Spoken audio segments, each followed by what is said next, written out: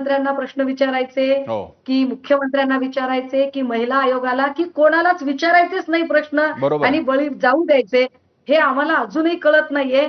कारण प्रश्न विचारल्यावर ते चिल्लर ठरवतात साहेब. हं. मोठी माणसं चिल्लर ठरवतात ते. हं. काय बोलायचं आता?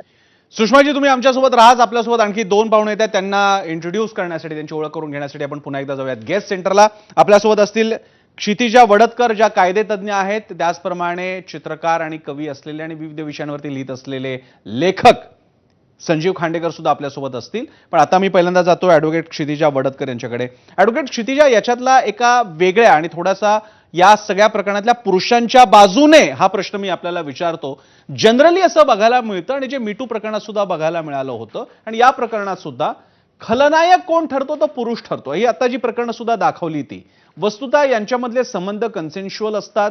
दोघांना ते एकमेकांची सगळ्याची कल्पना असते तरी ही प्रकरणं घडतात. मला आपल्याला विचारायचं आहे की याच्यातला कायदेशीर भाग तुम्ही कसा पाहता? मग तो हगवणे कुटुंबाचा असेल, मग ते एक्स्ट्रा मॅरिटल अफेअर असेल, मग ते तेजप्रसाद यादव असेल किंवा महाराष्ट्रातली प्रकरणं असतील, तुम्ही कसं पाहता? कायद्याच्या बाजूने जर आपण बघायला गेलो तर जसं हुंडा घेणं चुकीचं आहे तसंच हुंडा देणं सुद्धा चुकीचं आहे. होतं काय ना, समाज काय म्हणेल किंवा जे आपण प्रतिष्ठेच्या मागे जे आता चालू होतं बोलणं, प्रतिष्ठेच्या मागे जाऊन जेव्हा आपली मुलगी मोठ्या घरात पडली किंवा आमची एक पर्टिक्युलर प्रतिष्ठा आहे ती ठेवायसाठी म्हणून खूप अमाप खर्च केला जातो. तर माझं असं म्हणणं आहे की ज्या दिवशी, कारण डावरीची डेफिनेशन आहे की देणारा आणि घेणारा दोघांनाही तेवढंच सेम याच्यामध्ये ठेवलंय. सेक्शन 3 सेक्शन 4 सेम आहे. पण ज्या दिवशी प्रत्येक वडील ठरवेल ना की मी माझ्या मुलीला हुंडा देणार नाही, समाजाची प्रतिष्ठा ही माझ्या मुलीच्या कर्तृत्वावरून ठरेल, त्या दिवशी मला असं वाटतं की म्हणजे हा जो ब्लेम गेम आहे ना तो थांबेल. पण क्षितिजा, यातला आणखी एक प्रश्न आहे की हा झाला हुंड्याचा एक भाग आहे, पण याच्यापेक्षा जास्त नाजूक भाग आहे की ज्याच्यामध्ये पती पत्नी और वो वाला असा त्रिकोण तयार झालेला आहे. आणि आता आम्ही मगाशी ग्राफिक्समध्ये जे दाखवले त्यातली अनेक प्रकरणं ही तशी आहेत. या बाबतीत आता उदाहरणार्थ ॲडल्टरी म्हणजे लग्न असताना तुमचे इतरांबरोबर संबंध असतात आणि बाकीचे विषय असतात. आता उदाहरणार्थ एक केस आपण सिद्धांत शिरसाट यांची बघितली, ज्याच्यात आधीच्या पत्नीने आरोप केला, नंतर म्हटलं की सगळे आरोप मागे घेते. या बाबतीत मग त्या पुरुषाने काय करायचं? कायदा त्या बाबतीत कसा विचार करतो? कायद्यामध्ये काय आहे, इव्हन आपण बायगॅमीची जर सेक्शन बघितला तर बायगॅमी हा बेलेबल ऑफेन्स आहे, कॉग्निझेबल ऑफेन्स आहे. म्हणजे बेलेबल आणि कॉग्निझेबल काय, तर दुसरी बायको केल्यावर लोकांना जे वाटतं ना की हा गुन्हा आहे, गुन्हा आहे, म्हणजे जेल नाही होतो तो बॉन्ड, ते बेलेबल आहे, ते सही करून बॉन्ड भरून त्याला ती व्यक्ती आतमध्ये सुद्धा जात नाही. आणि कॉग्निझेबल आहे म्हणजे काय आहे, आणि कंपाऊंडेबल आहे म्हणजे कोर्टाच्या बाहेर तो ऑफेन्स कंपाऊंड होऊ शकतो, संपू शकतो.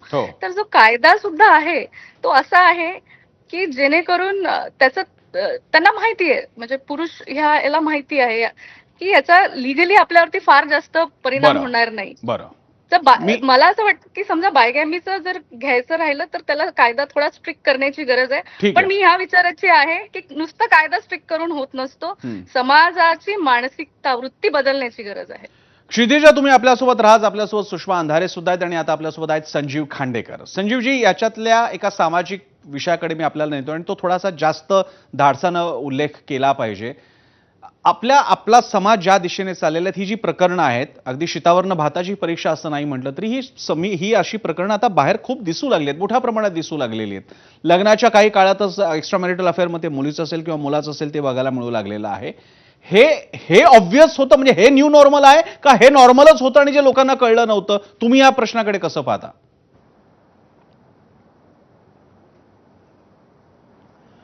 मला असं वाटतं की याच्यामध्ये 2 डायमेन्शन्स आहेत.